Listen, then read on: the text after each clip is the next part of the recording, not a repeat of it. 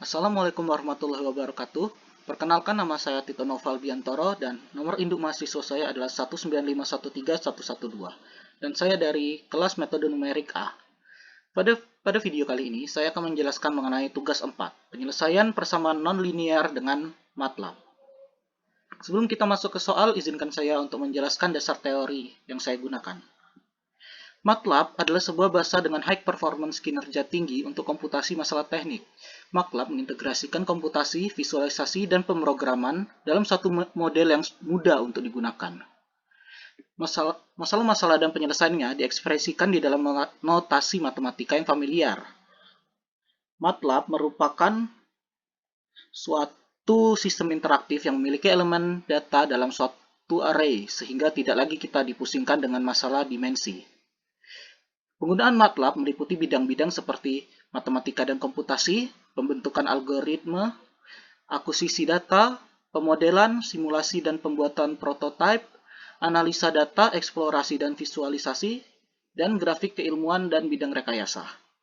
MATLAB memiliki berbagai tools yang tersedia pada toolbox yang dapat digunakan dalam membantu proses komputasi. Toolbox ini merupakan kumpulan dari fungsi-fungsi MATLAB atau M-files yang telah dikembangkan ke suatu lingkungan kerja. MATLAB untuk memecahkan masalah dalam kelas partikular. Area-area yang sudah bisa dipecahkan dengan toolbox saat ini meliputi pengolahan sinyal, sistem kontrol, neural networks, fuzzy logic, wavelets, dan lain-lain. MATLAB terdiri dari 5 bagian utama yang meliputi.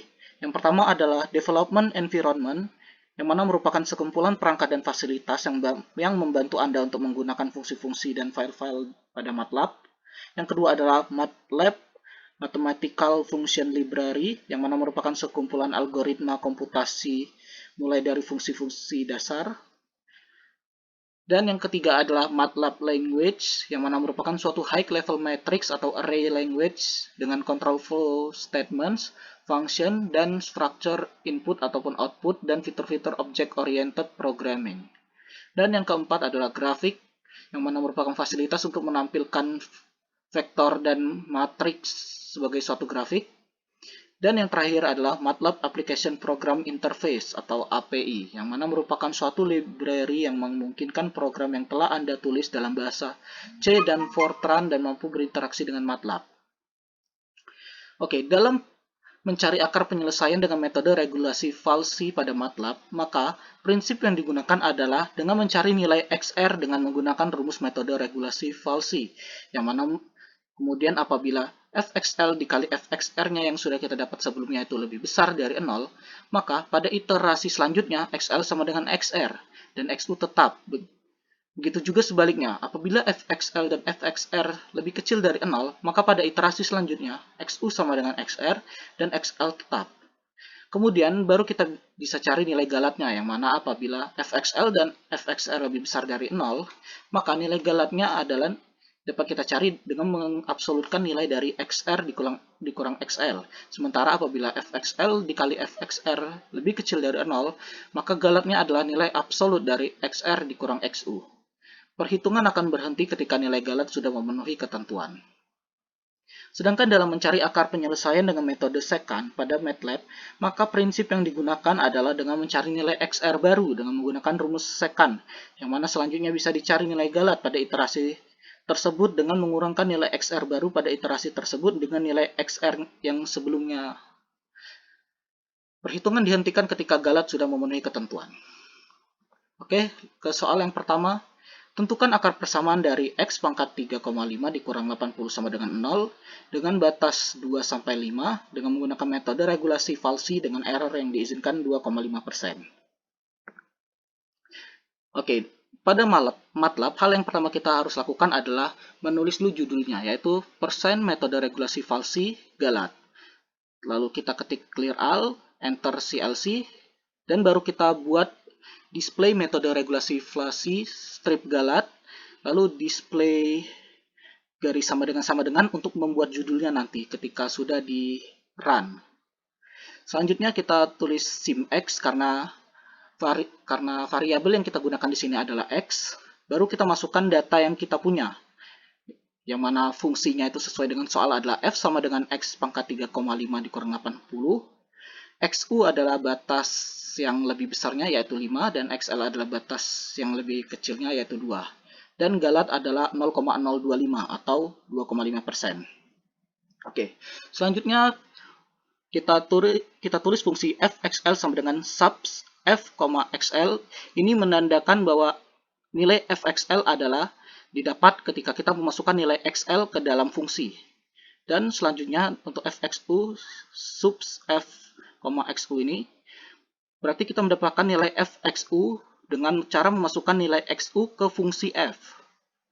Selanjutnya kita cari nilai xr-nya dengan menggunakan rumus sesuai dengan rumus regulasi inflasi, yaitu xu dikurang fxu dikali xl kurang xu per fxl dikurang fxu. Yang mana selanjutnya nilai fxr dapat hasilnya dengan cara memasukkan nilai xr ke fungsi f. Dan nilai galat kita dapati dengan cara mengabsolutkan nilai xr dikurang xl. Oke, karena syarat untuk regulasi inflasi ini memiliki akar penyelesaiannya adalah nilai fxl dikali fxu lebih besar dari 0, maka kita harus tulis fungsi logikanya, yaitu if fxl dikali fxu lebih besar dari 0, maka akar persamaan tidak terpenuhi, sehingga penyelesaian akar persamaan dari soal tersebut hanya akan ketemu apabila nilai fxl dikali fxu-nya lebih kecil dari 0. Selanjutnya return n. Kemudian kita buat seperti ini susunannya yang di bawah untuk nanti bisa jadi tabel yang dimana i, xl, xu, fxl-nya itu. Lalu i sama dengan 1 sehingga nanti berderet di bawahnya itu sesuai iterasi 1, 2, 3-nya untuk urutannya.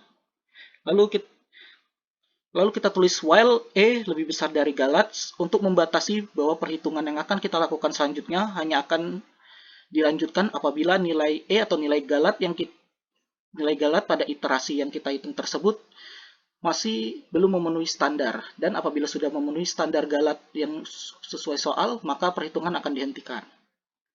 Lalu kita masukkan rumusnya, yaitu fxl sama dengan subs f, xl, yang mana berarti nilai fxl sama dengan nilai fxl adalah nilai yang akan muncul apabila kita masukin nilai xl ke fungsi f.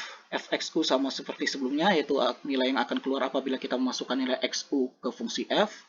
Lalu rumus xr-nya, kemudian nilai fxr yang mana akan keluar apabila kita memasukkan nilai xr ke fungsi f.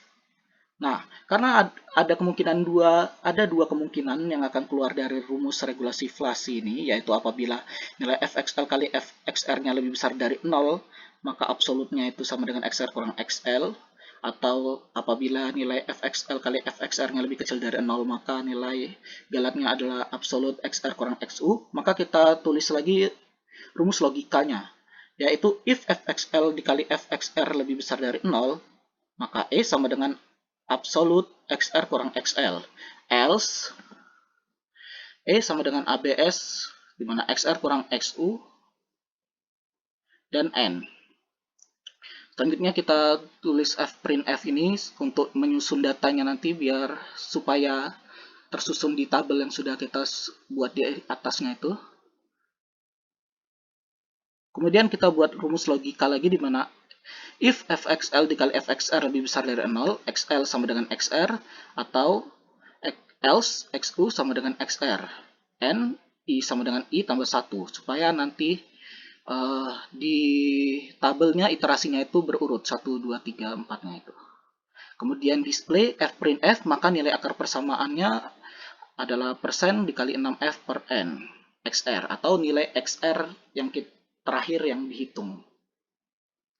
Dan sesudah kita tulis itu pada MATLAB, selanjutnya kita run dan kita dapati hasil sesuai seperti di bawahnya ini, di mana f sama dengan x pangkat 7 per 2 atau 3,5 dikurang 80, xu-nya 5, xl-nya sama dengan 2, dan didapat Sehingga sesuai dengan yang sudah dirunkan pada MATLAB, dapat disimpulkan bahwa akar persamaan dari fungsi x pangkat 3,5 dikurang 80 sama dengan 0 dengan batas xu sama dengan 5 dan xl sama dengan 2 dan galat 0,025 atau sama dengan 2,5% dengan metode regulasi Falsi terdapat pada iterasi ke-6 dengan nilai akar persamaan 3,475809.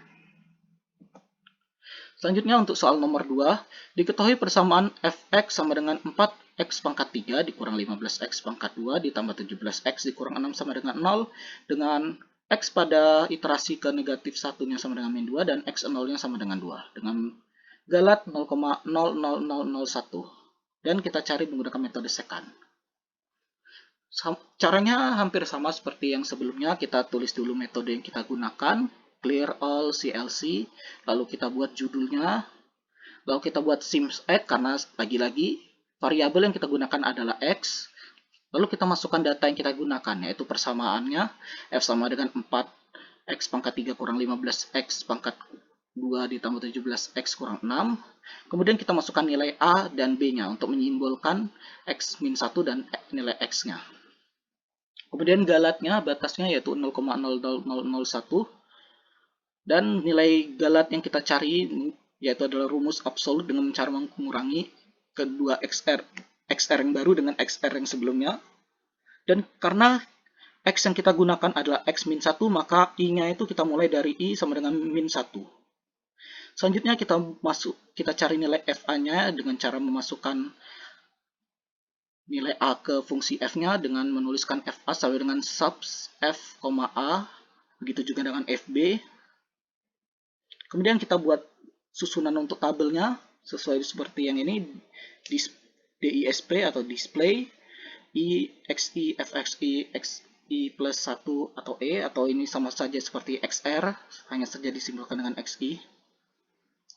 Lalu kita tulis while E lebih besar dari galat, yang menandakan bahwa perhitungan setelah ini hanya akan dilakukan apabila nilai E-nya itu masih belum memenuhi standar galat yang sudah ditentukan di atas. Apabila sudah memenuhi, maka perhitungan akan dihentikan.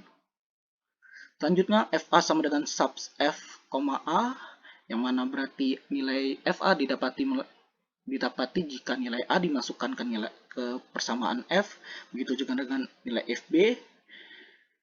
Lalu selanjutnya nilai galatnya sama seperti yang sebelumnya itu, E sama dengan absolut B kurang A atau sama aja dengan nilai absolut dari XR baru dikurang XR.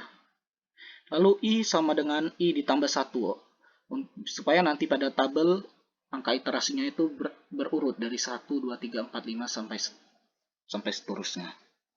Lalu nilai C atau nilai XR barunya itu didapati dengan cara B dikurang fungsi B dikali B kurang A per FB per FA. Lalu fprintf ini perintah supaya nanti data yang sudah kita hitung itu tersusun di tabel yang sudah kita buat itu sesuai dengan yang sudah kita atur. Kemudian A sama dengan B, B sama dengan C ini supaya nanti berurutan ketika kita sudah mendapatkan XR baru maka nilai selanjutnya juga nanti akan menggunakan sehingga nanti selanjutnya ketika kita mencari XR baru, XR yang kita gunakan adalah XR yang baru yang sudah kita cari sebelumnya. Selanjutnya N display fprintf, maka nilai akhir akar persamaannya sama dengan persen kali 6f per n a, atau nilai a terakhir yang kita cari, atau nilai a terakhir yang kita dapati di perhitungan. Dan ini hasilnya, karena NIM saya adalah 2, maka didapati hasilnya seperti ini.